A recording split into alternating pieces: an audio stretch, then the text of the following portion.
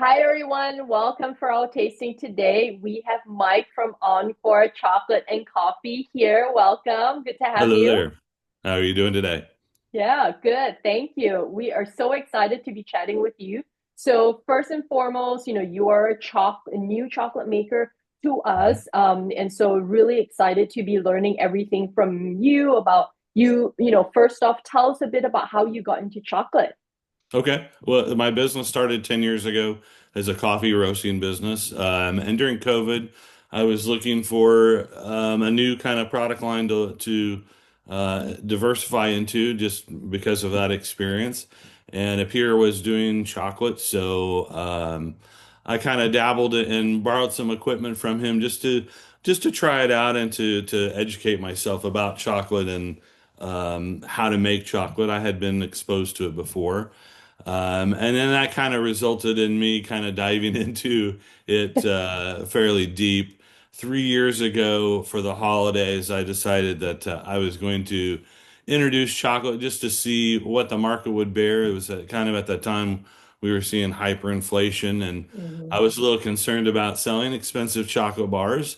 But I Hmm. went ahead and did it at a small scale and had really great success that Christmas and had trouble keeping up with demand, and Wow. so that was kind of the really kind of the start of it. I really hadn't intended on necessarily chocolate as being the big diversifier, but it's continued to grow every year. And so 2 years ago, I invested back in the business and built out a kitchen and kind of went full force into it. Wow, amazing. Well, tell me again, who did you borrow your chocolate making equipment It from? was a peer of mine. It was a friend coffee roaster here in Kansas City. He Hmm.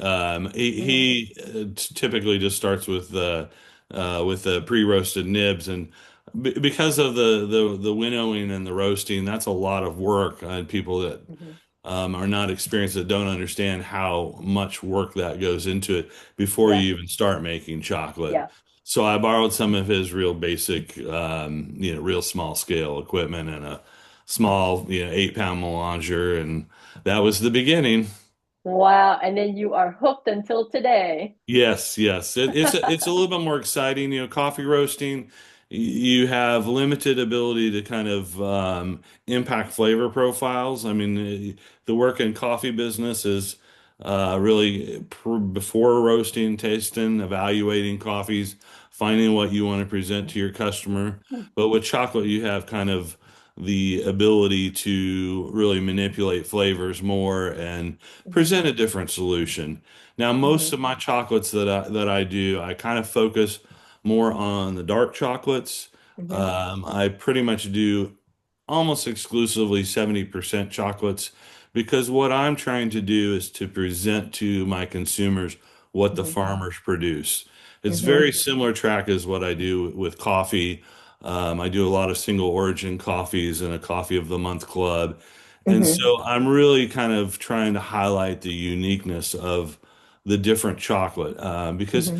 people that have never been exposed to fine chocolate or just getting into it really don't understand the diversity of flavors that come just straight Hmm. from the beans Yeah. without adding things to it. Yeah, definitely hear you on that. Yeah, amazing. And so you are in Kansas City making chocolate. Are you one of the few that make bean bar in the Yeah, area? there is my peer that has started from he starts from nibs and makes bars, real small scale. And then I started doing it, and we kind of have forced one of the big chocolate makers here in town. They've kind of stood up a new production line for bean to bar chocolate, but it's still relatively new here in Kansas Hmm. City. We do Yeah. have Askinosie chocolate.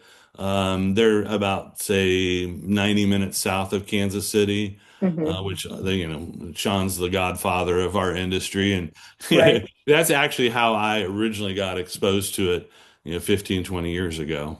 Wow, amazing. Well, thank you for sharing that. Sure. Love to kind of dive into your chocolates. So for those of us who are tasting with us, what's the first bar that we should dive into? The first bar I would recommend is the Dominican Republic bar. Okay. It's a 70% dark chocolate. Hmm. from Zorzal. It's a really nice chocolate. That to me is the most approachable out of the four for people that are new to fine chocolate. It Hmm. has a very more fudgy cocoa, more Hmm. traditional chocolate flavor. So Hmm. that I typically start people with that to get your palate adjusted to it. Has a little bit of floral fruity notes to it, but it Hmm. is the most I call it basic chocolate bar that I have in my lineup. Hmm. Have you worked with the Zolzal for a long time? Like, what do you think of like the bean itself, the region, anything you can share? I actually started all of the origins. I had basically start with five origins. When I first started on this adventure, I literally tried beans from every place I could get my hands on. And I kind of started to consolidate down to my five standard origins Hmm. that I've started with 2 years ago. Mm, So those are beans that I've had consistent flavor. I like it because it is one chocolate that you can add flavor to and inclusions to if you want to take that to the next level. So it's a good sort of like baseline for anything you can put on top. Yeah, I use that also with a little bit of Ecuador for a base blend that I do like a sea Hmm. salt bar with and some other Hmm. flavors. So I Hmm. find it a great kind of all around chocolate bar. Very nice. Cool. Good.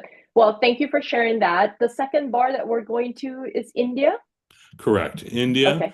And I find India by far the most complex out of all of my five origin bars. Hmm. It is a little bit deeper chocolate experience than some of the other bars. It's got a little bit of, I call it kind of a raisin or kind of grapey sweetness to it. Hmm. But it also has a lot of kind of really refined flavors in the background. I find a lot of, say, baking spices, your more Hmm. traditional Christmassy spices, cinnamon, nutmeg, and those flavors, not Hmm. necessarily those particular flavors, but that overall complexity. Right.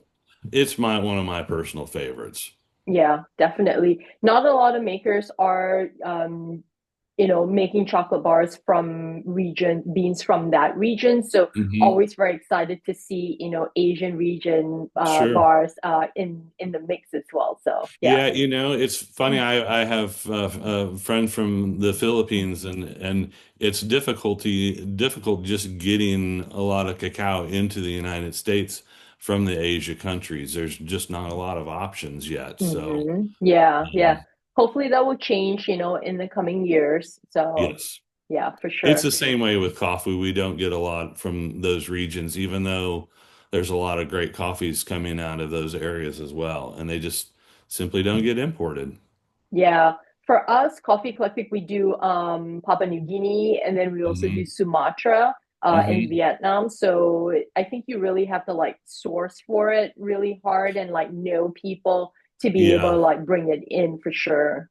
Yeah, because like I did a little bit of Thai coffee and I did a Hmm. Filipino coffee at one time. It's just trying to find where the quality matches your standards as well. Yeah, for sure. Definitely. Yeah. Next bar that we're going to. Next is the Madagascar. Again, another one of my personal favorites. In fact, I recommend that to a lot of new customers that are looking for something that's bright and fruity. I Hmm. feel it really has that perfect combination of cherry and chocolate. Hmm. To me, it's a crowd favorite. Hmm. It's very approachable, very easy, very easily to identify the flavor profiles in it. Hmm. Overall, it's quality wise, it's one of my favorites. Hmm. And it's one that I consistently buy and consistently offer. Yeah, Madagascar is definitely my favorite because I love the sour, acidity flavor profile from it. So very Hmm. consistent for my palate. So yeah, for Yeah, sure. and it's not over the top. Sometimes I can some like the next bar is to the Tanzania. It's got even brighter fruits to it, and that's where it's a little bit polarizing for some people. More for new chocolate people. Hmm. but ironically, well, I guess we can kind of move on to that. Yeah. The Tanzania is the last one in the lineup. It bright red fruit, very acidic, very it's from Coco Cameli, very prevalent acidity in that bar. Um, it's ironically kind of one of the more that when I do tastings in public, either people don't like that acidity or they absolutely love it. And I have more people that love it than don't, which Yeah. was a surprise to me. Like as a beginner into fine chocolate, to me, my palate was not ready for I had never experienced chocolate like that, and Right. so it was a real eye opener as to what chocolate could be. It's kind of funny the story behind that origin. Hmm. I've won three international awards through the Craft Chocolate Challenge, Hmm. and the first award that I won was for my milk chocolate, and I used the Tanzania for that particular entry. And what's interesting is the bright acidity from that Tanzania kind of comes out as a chocolate covered cherry in the milk chocolate. So it kind of Wow. mutates that acidity a little bit to bring out a little bit more cherry flavor or cherry Hmm. finish like the Madagascar. So it's an Wow. interesting chocolate is an interesting culinary art. It's um, all kinds of opportunities to play around with flavors. Wow. Amazing. Well, congratulations on all the awards for it. Which are the two other bars that you won an award for? Ironically, it's not what I focus on. I've won two for milk chocolate, standard milk chocolate, and then I have a line that are geared towards coffee enthusiasts. So I have a dark milk chocolate with coffee called a Cafe Mocha. That Hmm. won another bronze. And then last year I won gold for white chocolate, which is a vanilla latte bar, which is a white chocolate with coffee. Wow. And that's what I won second place in the overall competition with as well. Wow, So fantastic. I love how it's marrying the chocolate and the coffee as like your two favorite passion, right? yeah, and it's funny because as I kind of said, I focus on presenting kind of what the farms really produce because they're the ones that do all the hard work. Hmm. And I have always focused on dark chocolate, but they're just not. They're different when you're entering competitions. There's so Hmm. many of them that are just 70% dark chocolates that, for judging purposes, the criteria is a little different. Yeah, for sure. Yeah. Well, thank you so much for Thank sharing you. time with us and your story. Amazing. Thank you. Thank you, everybody, for being here, and we will see you the next month. Okay, Sounds bye, great. all.